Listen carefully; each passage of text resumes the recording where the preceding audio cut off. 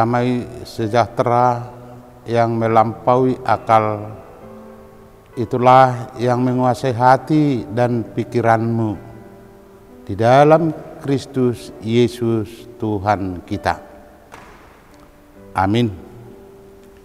Bapak, Ibu, Saudara yang dikasihi Tuhan, firman Tuhan yang menyapa kehidupan kita di pagi hari ini, Kamis tanggal 3 Oktober tahun 2023, diambil dari kitab 1 Petrus 2 ayat 24, dikatakan, Ia sendiri telah memikul dosa kita di dalam tubuhnya di kayu salib, supaya kita yang telah mati terhadap dosa hidup untuk kebenaran. Oleh bilur-bilurnya kamu telah sembuh. Demikian pembacaan firman Tuhan. Bapak, Ibu, Saudara yang dikasihi Tuhan, betapa besar kasih Allah akan umat-Nya yang berdosa. Allah memberi anaknya yang tunggal supaya kita tidak binasa, melainkan beroleh hidup yang kekal. Nats 1 Petrus 2 ayat 24 ini adalah sebahagian dari surat Petrus yang berisi penghiburan kepada jemaat yang berada di Asia Kecil. Boleh kita lihat itu di dalam 1 Petrus 1 ayat 1. Ini yang terjadi pada abad ke-1. Dalam 1 Petrus 2 ayat 11, status mereka di Asia Kecil dikatakan adalah orang asing. Dikatakan juga perantau. Dalam firman Tuhan yang kita dengar di pagi hari ini yang tertulis dalam 1 Petrus 2 ayat di 24, dikatakan seperti orang yang butuh kesembuhan akan luka, yaitu luka hati. Dari konteks firman Tuhan yang terlihat jelas, yaitu penderitaan orang percaya di Asia Kecil pada abad pertama, karena diakibatkan iman mereka diusir dari asal mereka, dari tempat tinggal mereka, jadi pindah mereka sebagai seorang perantau. Di dalam firman Tuhan, kalau kita merujuk kepada 1 Petrus 1 dan 1 Petrus 2 ayat 11, ini adalah gambaran yang dialami oleh bangsa atau orang percaya kepada Tuhan. Bagaimana hidup mereka sebagai perantau dan penumpang di daerah orang lain. Pengalaman mereka inilah yang dikatakan bagaimana kehidupan seorang yang percaya kepada Tuhan di dunia ini. Dunia ini adalah tempat kita berdiam sebagai seorang perantau atau penumpang. Tempat tinggal kita yang menetap, yaitu atau kampung halaman kita orang percaya, yaitu yang dinamakan surga.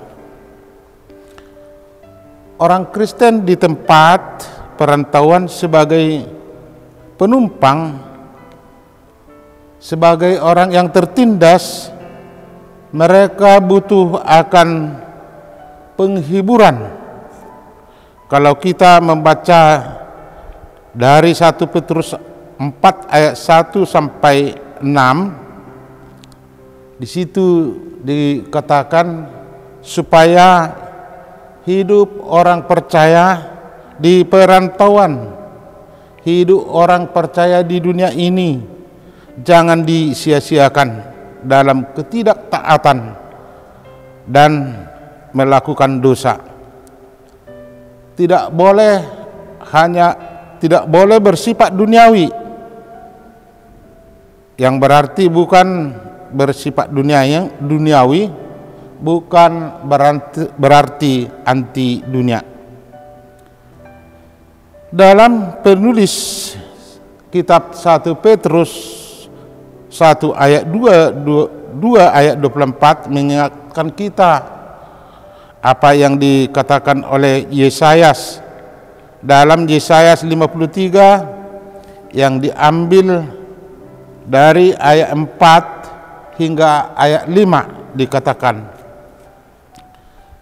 tetapi sesungguhnya penyakit kita lah yang ditanggungnya dan kesengsaraan kita yang dipikulnya, padahal kita mengira dia kena tulah, dipukul dan ditindas Allah, tetapi dia tertikam oleh karena pemberontakan kita, dia diremukkan oleh karena kejahatan kita.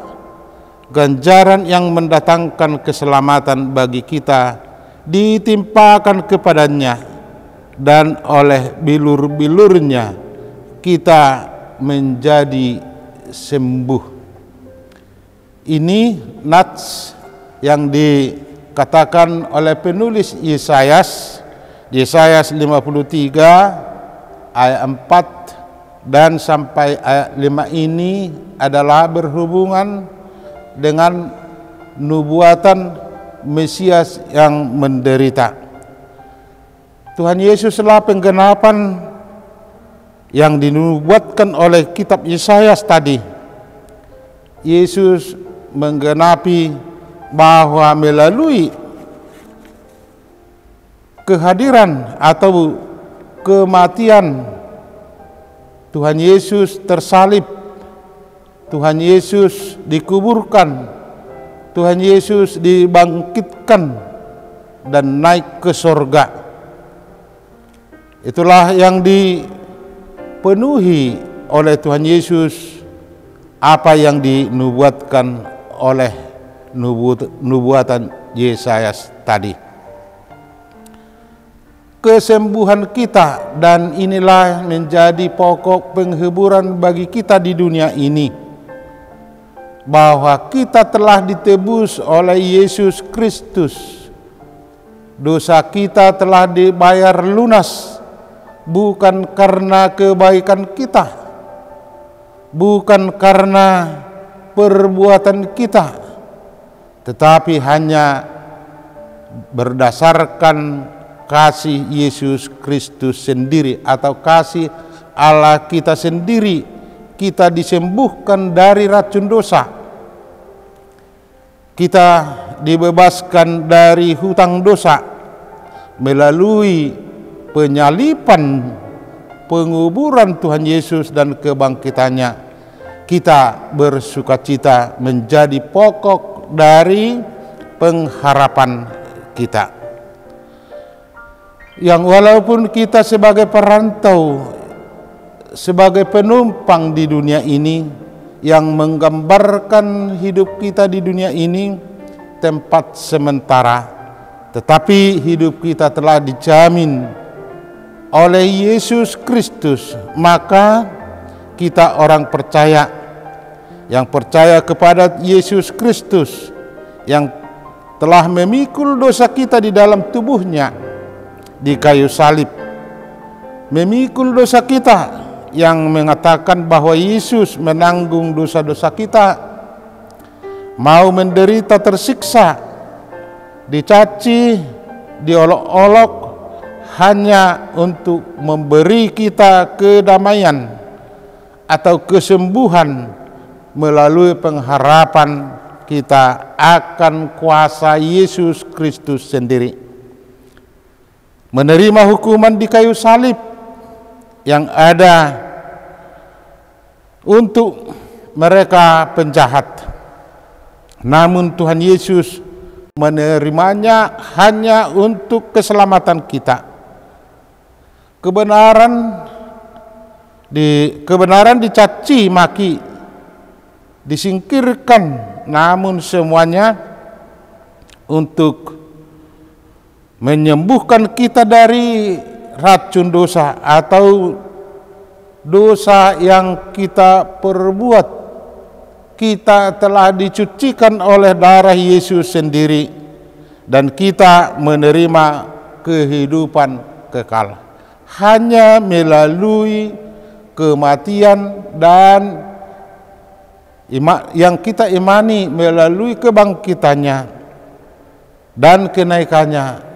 Kita mendapat bagian dari yang dijanjikan Tuhan, dan itulah sebagai penghiburan yang utama bagi kita. Kesembuhan yang Allah berikan kepada kita melalui Yesus Kristus adalah penyembuhan yang mengakibatkan pembersihan dosa kita semua.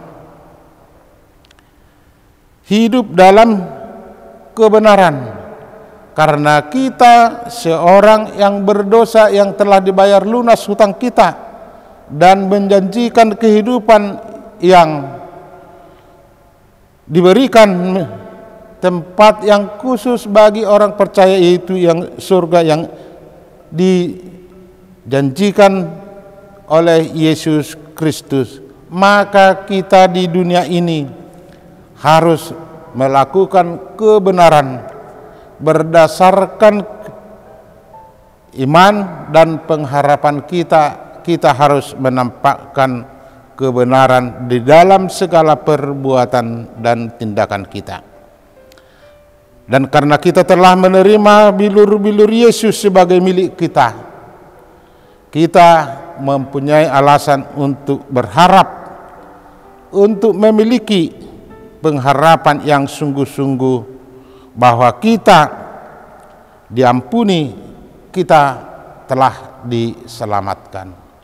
Kita telah diselamatkan oleh Yesus Kristus melalui penderitaannya di kayu salib. Amin. Mari kita berdoa. Ya Allah Bapa kami yang di surga, puji dan syukur kami ucapkan di pagi hari yang indah yang Engkau berikan kepada kami. Tuhan, di pagi hari ini kami telah disapa firman-Mu. Kami yang hidup di dunia ini banyak penderitaan, banyak perbuatan kami dan perilaku kami tidak sesuai dengan kehendak-Mu.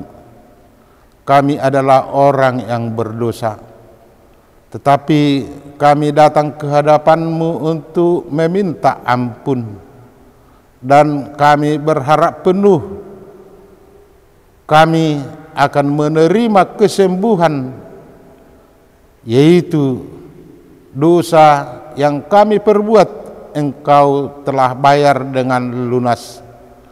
Dengan demikian, ya Allah Bapa kami yang di surga, tolonglah kami untuk berbuat kebenaran sesuai dengan kehendak-Mu, karena kami telah beroleh keselamatan. Hanya kami mengandalkan kuasa-Mu untuk melakukan perbuatan baik di dunia ini. Pertanda kami telah Engkau ubahkan melalui iman kami, yaitu kepada Yesus Kristus Juru Selamat kami, yang telah menyembuhkan penyakit kami, yaitu dosa yang kami telah perbuat. Tuhan, di pagi hari ini tolonglah kami semua orang yang percaya, yang mendengar firman-Mu di hari ini. Berikan kepada kami kekuatan dari Engkau, supaya kami berbuat sesuai dengan kehendak-Mu.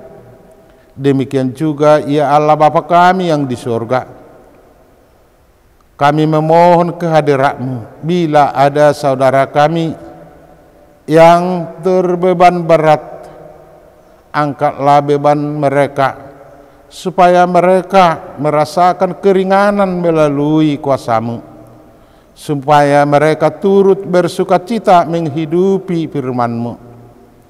Demikian juga ya Allah Bapa kami, bila ada saudara kami dalam keadaan sakit, berikan kesembuhan kepada mereka, dan ingatkan kepada mereka bahwa hanyalah Engkau pusat pengharapan kami, supaya mereka terhibur melalui firman-Mu.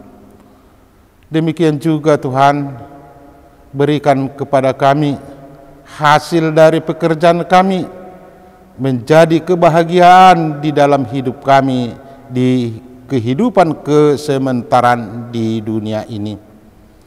Tuhan, kami serahkan segala kehidupan kami ke dalam tangan-Mu. Segala dosa yang kami perbuat, hapuskanlah itu. Kami berdoa hanya di dalam Yesus Kristus Juru Selamat kami. Amin.